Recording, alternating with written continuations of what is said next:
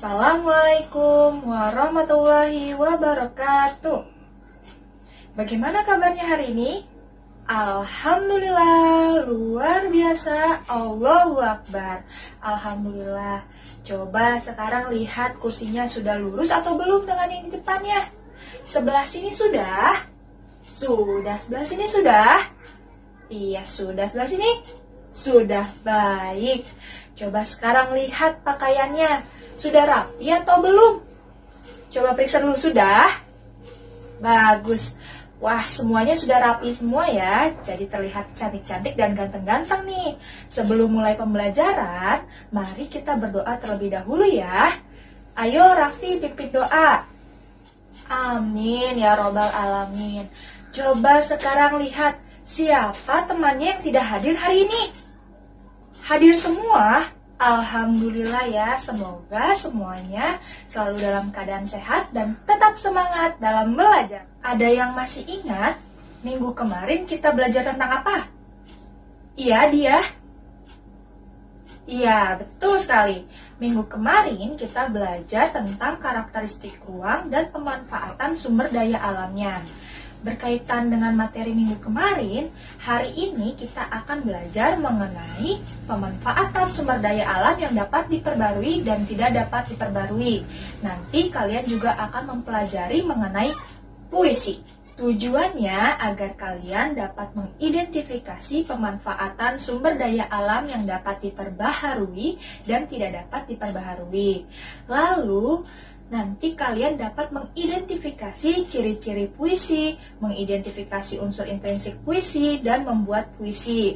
Melalui materi ini juga diharapkan kalian dapat menjadi seorang penyair, peneliti tumbuhan, atau cita-cita yang lainnya. Pembelajaran hari ini kalian akan mengamati contoh gambar pemanfaatan sumber daya alam yang dapat diperbarui dan tidak dapat diperbaharui. Kemudian kalian akan mengamati video membaca puisi. Lalu kalian akan berdiskusi dan mempresentasikan hasil diskusinya. Setelah itu kalian akan membuat puisi dan membacakannya di depan teman-teman. Anak-anak, coba kalian amati gambar berikut ini. Yang di sebelah sini gambar apa?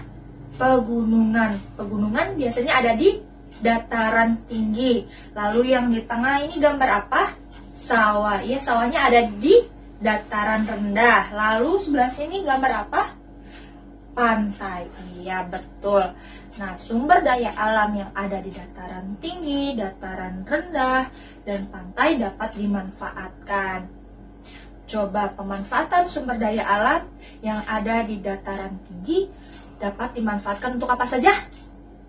Iya, Reno? Ya, tepat sekali. Dapat dimanfaatkan untuk pertanian, perkebunan seperti teh atau kopi, lalu sebagai objek wisata. Nah, biasanya masyarakat yang ada di dataran tinggi bekerja di bidang pertanian dan perkebunan. Siapa di sini yang mau jadi petani? Iya, terus siapa yang di sini mau jadi pengusaha perkebunan? Wah, hebat ya. Lalu di dataran rendah dapat dimanfaatkan untuk apa saja? Ya, benar sekali ya yang dikatakan oleh Dani.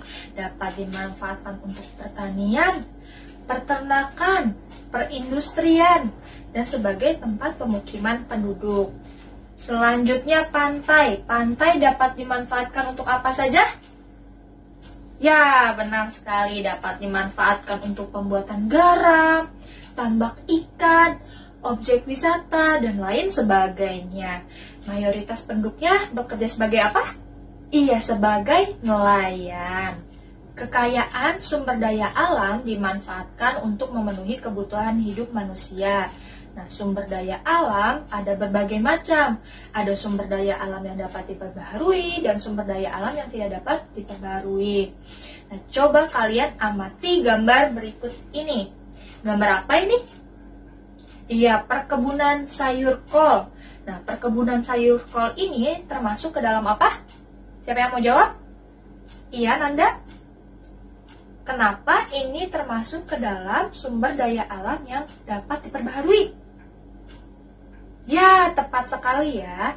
Karena perkebunan sayur kol ini dapat dihasilkan kembali dalam kurun waktu yang tidak lama. Selanjutnya, coba kalian amati gambar berikut ini. Gambar apa ini? Iya, ini adalah gambar pengeboran minyak di lepas pantai. Termasuk ke dalam sumber daya alam yang dapat diperbarui atau tidak dapat diperbarui. Siapa yang ingin menjawab? Iya, Diana? Iya, kenapa ini termasuk ke dalam sumber daya alam yang tidak dapat diperbarui? Iya, tepat sekali ya. Karena minyak bumi jumlahnya terbatas, sehingga sumber daya alam ini akan habis dan sulit atau tidak mungkin untuk dihasilkan kembali.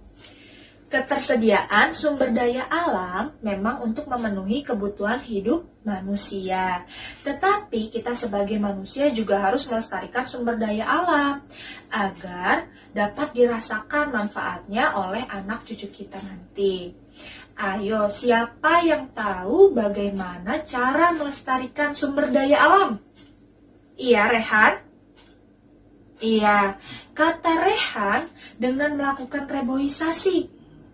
Betul ya, kita dapat melestarikan sumber daya alam dengan melakukan reboisasi atau penanaman kembali hutan yang gundul. Selain itu, kita juga dapat melestarikan sumber daya alam dengan tidak mencemari sungai, tidak menangkap ikan dengan menggunakan pukat harimau, dan menggunakan barang tambang sehemat mungkin. Baik anak-anak, sampai di sini apakah ada yang ingin bertanya? Tidak ada. Kalau begitu, Ibu punya video membaca puisi yang harus kalian amati. Coba kalian amati bagaimana cara membacanya ya. Keindahan alam. Betapa indahnya alam ini. Laut berombak-ombak. Awan berarak-arak. Udara segar bertiup-tiup. Aku berdiri di atas gunung. Aku berdiri di bawah langit untuk melihat keindahan alam, keindahan dunia. Aku mempertaruhkan nyawa, bertahan diri di atas gunung demi melihat keindahan alam, keindahan ciptaan Tuhan. Bercerita tentang apa puisi tadi? Iya, Raffi? Iya, tentang keindahan alam ya. Terus bagaimana sih cara membacanya tadi? Siapa yang ingin mengungkapkan? Iya, dia? Iya, berbeda ya cara membacanya dengan membaca biasa. Suaranya lantang dan jelas, terus intonasinya juga ada naik dan turunnya. Terus ada gerak tubuh dan membacanya dengan penuh ekspresi. Adakah yang ingin bertanya tentang puisi? Iya, Kiano? Baik, Kiano bertanya, jadi puisi itu apa sih, Bu? Siapa yang ingin menjawab pertanyaan Kiano? Iya, Naila? Ya, tepat sekali. Jadi, puisi itu merupakan suatu bentuk karya sastra dari hasil ungkapan pikiran, perasaan, dan mengandung pesan, serta menggunakan bahasa yang indah. Coba sekarang kalian perhatikan contoh teks puisi berikut ini. Sekarang kita lihat ciri-ciri dari puisi.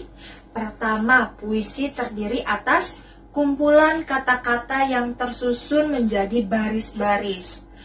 Yang kedua, baris-baris tersebut terkumpul menjadi beberapa bagian yang disebut dengan bait. Yang ketiga, memiliki keteraturan bunyi vokal yang disebut dengan rima. Tetapi, tidak semua puisi memiliki keteraturan vokal seperti ABAB atau AAAA. Jika puisi tersebut memiliki keteraturan bunyi vokal, itu termasuk ke dalam puisi lama, seperti pantun atau syair. Sedangkan puisi baru tidak memiliki keteraturan bunyi vokal. Seperti itu. Coba, siapa yang ingin mengulang kembali apa saja ciri-ciri puisi? Iya, dia? Iya, tepat sekali ya. Lalu sekarang kita tentukan unsur-unsur intrinsik puisi. Unsur-unsur intrinsik puisi yang pertama itu ada tema. Tema itu bisa dilihat setelah kita membaca puisi. Nah, tema dari puisi ini adalah keindahan alam. Lalu yang kedua ada rima. Nah, rima itu seperti yang kita sudah jelaskan sebelumnya ya. Jadi bagaimana rima dari puisi ini? Tidak AB-AB ya. Jadi puisi ini termasuk ke dalam puisi baru. Yang ketiga ada diksi. Nah, diksi itu adalah pemilihan kata. Jadi kata-kata yang digunakan membentuk makna yang ingin disampaikan oleh penyair. Nah, diksi juga dapat berupa kata yang bukan memiliki arti sebenarnya. Yang keempat itu ada tipografi. Nah, tipografi itu adalah bentuk penulisan puisi. Nah, tipografi pada puisi itu dapat ditulis di rata kiri, tengah, ataupun kanan. Jadi bagaimana tipografi dari puisi ini? Ya, rata kiri ya. Lalu, unsur intrinsik yang kelima itu ada citraan atau imaji. Nah, pengimajian itu dapat berupa kata atau rangkaian kata-kata yang dapat memperjelas apa yang ingin disampaikan oleh penyair kepada pembacanya karena menggugah rasa imajinasi pembacanya. Nah, itu adalah unsur-unsur intrinsik puisi. Siapa yang ingin menyebutkan kembali unsur-unsur intrinsik puisi? Iya, Naila? Ya, tepat sekali ya. Betul apa yang dikatakan Naila. Baik anak-anak, sekarang kalian akan dibagi menjadi beberapa kelompok kecil. Satu kelompok terdiri dari 4 orang. Ayo, sekarang kalian boleh duduk ya secara berkelompok. Cari teman anggota kelompoknya. Sudah? Sudah, baik. Sekarang ini kelompok 1, ini kelompok 2, ini kelompok 3, dan ini kelompok 4. Di sini Ibu akan membagikan lembar kerja ke setiap kelompok. Di lembar kerja ini ada teks bacaan yang harus kalian baca dan diskusikan untuk menentukan ciri-ciri puisi dan unsur-unsur intrinsik puisi dengan menjawab pertanyaan-pertanyaan yang ada di lembar kerja ini. Nanti jawabannya silakan kalian tuliskan di sini. Setelah berdiskusi, hasil diskusinya kalian presentasikan di depan teman-teman. Bagaimana? Apakah semuanya sudah paham? Baik, kalau begitu perwakilan kelompoknya boleh maju ke depan ya buat ambil lembar kerjanya. Semua kelompok sudah dapat lembar kerjanya? Sudah, kalau begitu boleh dimulai diskusinya dari sekarang.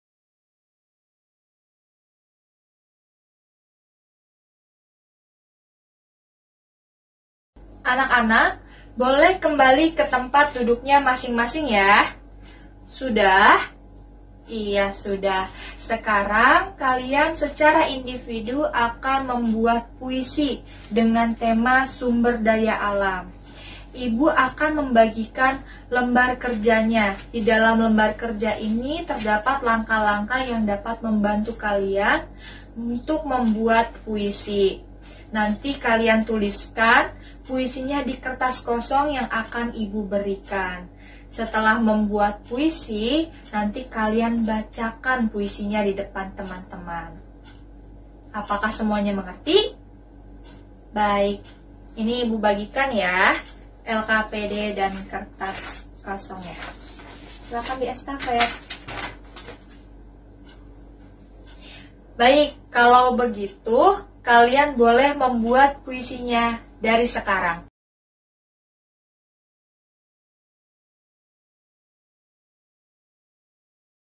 Apakah ada yang ingin bertanya kembali mengenai pembelajaran hari ini? Tidak ada? Baik, jika tidak ada, siapa yang ingin menyimpulkan pembelajaran hari ini? Iya, Diana? Ya, tepat sekali. Jadi pembelajaran hari ini tentang pemanfaatan sumber daya alam yang dapat diperbaharui dan tidak dapat diperbaharui. Lalu mengenai ciri-ciri puisi, unsur intrinsik puisi, dan membuat puisi. Ibu punya soal evaluasi yang harus kalian kerjakan sendiri-sendiri. Sekarang Ibu bagikan terlebih dahulu ya. Sudah dapat semua soal evaluasinya? Baik, kalau sudah, waktu pengerjaannya selama 10 menit. Boleh dikerjakan dari sekarang ya. Sudah selesai semuanya? Baik, kalau sudah boleh ditukarkan jawabannya dengan teman sebangkunya. Sudah? Sudah. Kalau begitu kita bahas bersama-sama ya. Apakah ada yang betul semua? Wah, hebat. Ada yang salah satu? Iya, baik. Alhamdulillah, pembelajaran hari ini sudah selesai. Bagaimana kesan pembelajaran hari ini? Siapa yang ingin mengungkapkannya? Iya, Naila? Menyenangkan katanya. Ada lagi? Iya, Raffi? Tidak mengantuk dan mudah dipahami katanya. Alhamdulillah ya kalau begitu. Semoga pembelajaran hari ini dapat bermanfaat untuk kalian semua.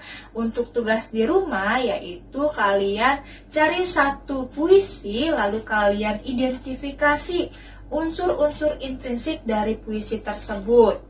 Pada pertemuan selanjutnya mengenai persebaran sumber daya alam hayati dan mengenai makna puisi. Terima kasih untuk anak-anak yang sudah menyimak pembelajaran hari ini dengan baik. Sebelum pulang, kita berdoa terlebih dahulu ya. Ayo Raffi pimpin doa. Amin ya robbal alamin. Ibu akhiri pembelajaran hari ini. Wassalamualaikum warahmatullahi wabarakatuh.